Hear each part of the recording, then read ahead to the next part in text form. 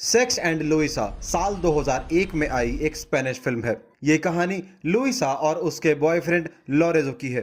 आज से करीब 4 साल पहले लुइसा और लॉरेजो मिले थे और इनकी मुलाकात मैट्रिएट के एक रेस्टोरेंट में हुई थी। लॉरेजो एक नॉवल राइटर था और उसकी नॉवल पढ़ने के बाद लुइसा उसकी फैन हो गई थी। लुइसा लॉरेंस को बताती है कि वो उसकी नॉवल की फैन हो गई है और वो उसके साथ रहना चाहती है। उसकी ये बात सुनकर लॉरेंजो चौंक जाता है और वो समझ नहीं पाता कि लुइसा को क्या जवाब दे, क्योंकि आज तक उसके किसी फैन ने उससे ऐसी बात डायरेक्टली नहीं कही है। फिर धीरे धीरे लुइसा और लॉरेंजो का रिलेशन आगे बढ़ गया। अब लुइसा उसी के घर में रहने लगी थी। वो बुक लिखने में लॉरेंजो की मदद भी करती। हाल ही में लॉरेंजो ने एक नॉवल लिखा था जिसे पढ़ने के बाद लुइसा को ऐसा लगा कि इसमें सब कुछ अच्छा ही अच्छा हो रहा है। इसलिए वो लॉरेंजो से कहती है कि तुम्हें इसमें कुछ बदलाव करने चाहिए जिससे तुम्हारी कहानी में ट्विस्ट आ सके। और इसी तरह से उनकी लाइफ भी चल रही थी जिसमें सब कुछ अच्छा ही अच्छा था। एक दिन उसका प्रोड्यूसर उससे मिलने उसके घर आता है और बात करते करते वो उसे एक सच्ची कहानी सुनाता है जिसका इस्तेमाल करके लॉरेंजो अपनी कहानी में एक ट्विस्ट ला सके। वो उसे बताता है कि मेरी बहन एक हॉस्पिटल में नर्स का काम करती है और एक दिन उसके हॉस्पिटल में एक महिला ने एक बच्ची को जन्म दिया। लेकिन सबसे अजीब बात यह थी कि हॉस्पिटल में उससे कोई मिलने नहीं आया, क्योंकि उस महिला ने एक नाजायज बच्चे को जन्म दिया था। उसने बालियारिक आयरलैंड में एक अनजान आदमी के साथ रिलेशन बनाया था। उस महिला को सिर्फ इतना ही पता था कि उस दिन उस आदमी का जन्मदिन था और वो मैट्रियॉट में रहता है। इसलिए वो अपनी बच्ची के पिता को मैट्रियॉट में ढूंढना चाहती थी। और जब लॉरेंजो ने इस इंसिडेंट को सुना तो वो घबरा गया, क्योंकि उसे लगता है कि उस बच्ची का पिता वो ही है। लॉरेंजो 4 साल पहले बालियारिक आयरलैंड में अपना जन्मदिन मनाने गया था और उस दिन उसने एक अनजान महिला के साथ रिलेशन बनाया था। और अपनी जानकारी के लिए लॉरेंजो ने सिर्फ उसे इतना बताया था कि वो मैट्रियॉट में रहता है और आज उसका जन्मदिन है। लेकिन दोनों में ये बात पहले ही तय हो चुकी थी कि वो दोनों सिर्फ एक बार रिलेशन बनाएंगे और बाद में दोनों अपने अपने रास्ते चले जाएंगे। लॉरेंजो अपने डायरेक्टर से उस लड़की के बारे में और जानकारी मांगता है तो उसे पता चलता है कि वो लड़की आजकल यहीं रहती है और उसकी बेटी अब बड़ी हो चुकी है जिसका नाम लूना है।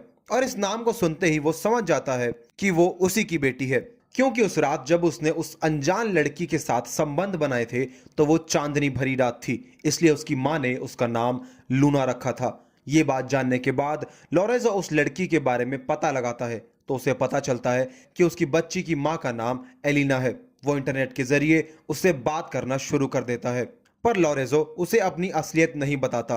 वो एलिना को खुद की लिखी प्रयान्तियां भी भेजता है। लेकिन अब तक लुइसा को इस बारे में कुछ भी नहीं पता था और ना ही एलिना को अभी तक ये पता चल पाया था कि वो जिससे बात करती है वो आदमी उसकी बेटी का पिता है। अब लॉरेंजो अपनी बेटी लूना से मिलना चाहता था, इसलिए वो उसके स्कूल में उससे मिलने जाता है। वहां पर उसकी मुलाकात बेलेन नाम की एक लड़की से होती है जो उसकी बेबी सीटर थी। क्योंकि लॉरेंजो अपनी बेटी के साथ ज्यादा से ज्यादा समय बिताना चाहता था, इसलिए वो बेलेन से दोस्ती कर लेता है। बेलेन एक टीनेजर लड़की है और वो लॉरेंजो से प्रभावित हो जाती है, इसलिए वो उससे इंटीमेट होने की इच्छा जाहिर करती है। वो लॉरेंजो को बताती है कि वो अभी तक कुंवारी है। साथ ही साथ बेलेन ने लॉरेंजो को अपनी पर्सनल लाइफ के बारे में बताते हुए ये बताया कि उसकी माँ एक पॉर्न स्टार है। फिलहाल वो एक जवान लड़के के साथ लिव इन में रहती है और वो उसे ये भी बताती है कि वो अपनी माँ को छुप छुप कर रिलेशन बनाते हुए देखती है और उसे ऐसा लगता है कि काश उनकी जगह पर मैं होती। इसलिए उसने अपनी माँ के बॉयफ्रेंड को सेड्यूस करने की भी कोशिश की है, पर वो आज तक उसके साथ संबंध नहीं बना पाई। लॉरेंजो बेलेना की बातों को अपनी कहानी में इस्तेमाल करता है। एक दिन बेलेन उसे बताती है कि आज लूना की माँ घर पर नहीं रहेगी और उसने एलिना से इस बात की परमिशन भी मांग ली है कि वो रात में उसके घर पर अपने बॉयफ्रेंड के साथ आएगी। अपनी बात खत्म करते हुए वो लॉरेंजो से आज रात उसके साथ संबंध बनाने को कहती है। लॉरेंजो उसकी बात मानते हुए उसके घर पर चला जाता है और खाना खाने के बाद जब लूना सो जाती है तो लॉरेंजो और बेलेन संबंध बनाने लगते हैं। तभी उनके दरवाजे के बाहर एक कुत्ता आ जाता है। जब वो दरवाजा खोलते हैं तब वो कुत्ता बेलेन पर हमला कर देता है। उस कुत्ते ने लूना को इस तरह से काटा जिससे उसकी मौके पर ही मौत हो गई। इस घटना ने लॉरेंजो को पूरी तरह से तोड़ दिया। वो लूना की मौत के लिए खुद को जिम्मेदार समझता है और दूसरी तरफ एलिना भी लूना को खोने के गम में बुरी तरह से टूट गई थी। इसलिए मैट्रियट शहर छोड़कर वापस बालियारिक आयरलैंड चली जाती है, जहां पर वो एक लॉन चलाती है। इधर लोरेंजो के साथ रह रही लूसिया इस बात से परेशान थी कि आखिर लोरेंजो को क्या हो गया है, वो इतना डिप्रेस क्यों रहने लगा है, और उसने अपनी नॉवल लिखना भी बंद कर दिया था। लुइसा बार बार उससे उसकी परेशानी के बारे में पूछती है, लेकिन लोरेंजो लुइसा को कुछ नहीं बताता, जिससे धीरे धीरे दोनों के बीच में दूरियां पैदा होना शुरू हो जाती हैं। लुइसा तय करती है कि अगर वो लोरेंजो को कहीं घुमाने ले जाए तो शायद उसकी तबीयत में कुछ सुधार आ जाए। वो उससे कहती है कि हमें बालियारिक आयरलैंड घूमने चलना चाहिए, जो तुम्हें बेहद पसंद है। और इसी के साथ कुछ दिन बीत जाते हैं। एक दिन लुइसा अपने ऑफिस में थी तो उसे लोरेंजो का कॉल आता है। वो फोन पर रो रहा था, इसलिए लुइसा देर ना करते हुए फौरन अपने घर पहुंचती है, लेकिन लोरेंजो उसे घर में कहीं नहीं मिलता। तभी उसके घर के लैंडलाइन फोन पर एक फोन आता है। जब लुइसा फोन उठाती है तो उसकी बात एक पुलिस वाले से होती है। वो उससे कहता है कि तुम्हारे लिए एक बुरी खबर है, तुम्हारा पति लोरेंजो एक कार के नीचे आ गया था। और जब तक पुलिस वाला अपनी बात पूरी करता, उससे पहले लूसिया को टेबल पर एक लेटर पड़ा मिलता है। वो लोरेंजो का था। उसमें लिखा था कि मैं हमेशा के लिए जा रहा हूँ, अब मैं तुमसे कभी नहीं मिलूंगा, मैं तुम्हारे लिए अपना सब कुछ छोड़कर जा रहा हूँ। और लेटर को पढ़कर उसे लगता है कि लोरेंजो ने आत्महत्या कर ली है, इसलिए वो ऑफिसर की पूरी बात सुने बिना फोन पटक देती है, क्योंकि वो लोरेंजो के मरने की खबर नहीं सुनना चाहती। वो अपने बॉयफ्रेंड की सिर्फ अच्छी यादें रखना ही चाहती है। अब वो पूरी तरह से टूट जाती है, इसलिए वो अपना सामान पैक करके वहां से फौरन निकल जाती है। अब वो उसी आइलैंड के लिए ट्रेन पकड़ती है जहां पर लोरेंजो हमेशा से जाना चाहता था और जहां से उसकी गहरी यादें जुड़ी हुई हैं, जिसे लुइसा महसूस करना चाहती है। वहां पहुंचने के बाद उसकी मुलाकात बीच पर एक आदमी से होती है जिसका नाम कॉर्लस था। क्योंकि यह आइलैंड एक छोटा सा आइलैंड था, इसलिए कॉर्लस समझ जाता है कि लुइसा एक टूरिस्ट है। वो उसे बताता है कि पास में ही एक लॉन है और वहां पर उसने कमरा ले रखा है। अगर वो चाहे तो वो भी उस लॉन में कमरा ले सकती है।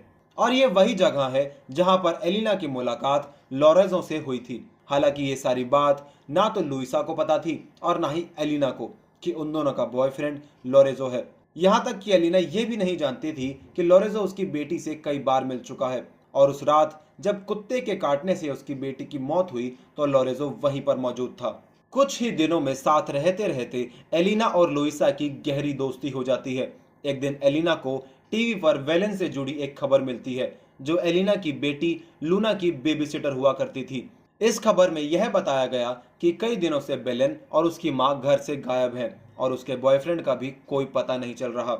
जब एलिना बेलेन की मां के बॉयफ्रेंड की तस्वीर देखती है तो वो समझ जाती है कि ये वही आदमी है जो उस लॉन में रह रहा है। एलिना कई बार उसके साथ इंटीमेट भी हो चुकी है और उसने लुइसा को अपने गम भुलाने के लिए उसे उसके साथ सोने के लिए कहा था। और इसीलिए कॉर्लस को बुलाकर एलिना उससे पूछती है कि तुम उस रात मेरे घर में मौजूद थे जब मेरी बेटी को कुत्ते ने काट कर मार डाला। तो वो उसे बताता है कि मैं उस रात बेलेन के साथ नहीं था और ना ही मैंने बेलेन के साथ कभी भी किसी तरह का कोई रिश्ता रखा है। साथ ही वो ये भी कहता है कि बेलेन और उसकी माँ अपनी जिंदगी की नई शुरुआत करने के लिए कहीं चले गए हैं और उन दोनों ने उसे कुछ नहीं बताया कि वो कहाँ जा रहे हैं। लेकिन एलिना को उसकी बात पर भरोसा नहीं होता। वो पुलिस को फोन लगाने की सोचती है, पर लुइसा को उसकी बातों पर भरोसा हो गया, इसलिए वो एलिना को पुलिस बुलाने से रोक देती है। तभी कॉर्लिस अपनी गाड़ी में बैठकर वहां से चला जाता है और उसे रोकने के लिए लुइसा उसके पीछे चली जाती है।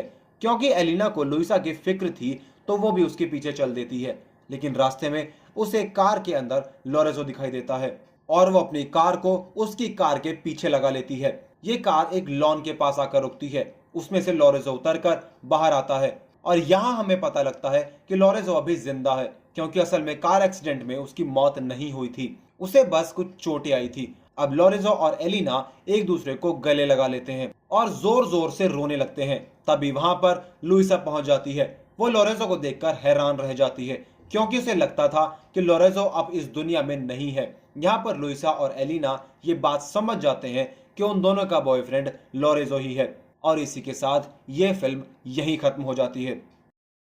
अगर आपको हमारे द्वारा बताई गई ये कहानी पसंद आई तो वीडियो को लाइक करें और शेयर करें, और इसी तरह की फिल्मी कहानियां सुनने के लिए चैनल को सब्सक्राइब करना बिल्कुल